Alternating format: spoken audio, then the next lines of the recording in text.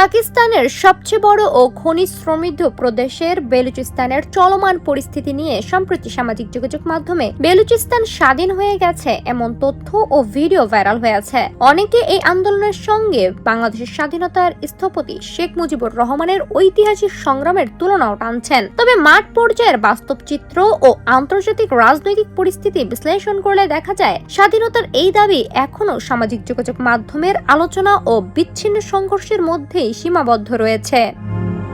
ঐতিহাসিক প্রেক্ষাপট ও কৌশলগত গুরুত্ব বিবেচনা করলে দেখা যায় 1948 সালে পাকিস্তানের অন্তর্ভুক্ত হওয়ার পর থেকে বেলুচ জাতীয়তাবাদীরা স্বায়ত্তশাসন ও স্বাধীনতার দাবিতে আন্দোলন করে আসছে। তামা, সোনা, প্রাকৃতিক গ্যাস ও মূল্যবান খনিজে সমৃদ্ধ এই অঞ্চলের আরব সাগর তীরবর্তিত গোয়াদার বন্দর ভূ-রাজনৈতিকভাবে অত্যন্ত গুরুত্বপূর্ণ। দীর্ঘদিন ধরে এই প্রাকৃতিক সম্পদের ন্যায্য হিস্য এবং অধিকার বঞ্চিত হওয়ার পুঞ্জীভূত ক্ষোভই সেখানে বারবার অসন্তোষের জন্ম দিয়েছে।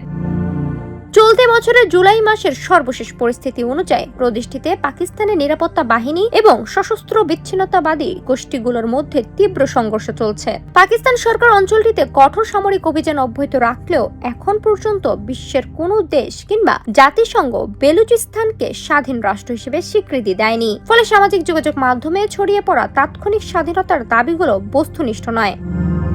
বাংলাদেশ প্রতিষ্ঠার আন্দোলনের সঙ্গে বেলুচিস্তানের বর্তমান সংগ্রামের আবেগগত মিল থাকলেও আন্তর্জাতিক কূটনৈতিক স্বীকৃতি ও ভূ রাজনীতির মার প্যাচে এটি এখনো অনিশ্চিত গোলকধাঁধায় আটকে আছে। শেষ পর্যন্ত এই রক্তক্ষয়ী সংঘাতের অবসান ঘটিয়ে বেলুচিস্তানে বড় কোনো রাজনৈতিক পরিবর্তন আসবে কিনা তা সময়ই বলে দিবে।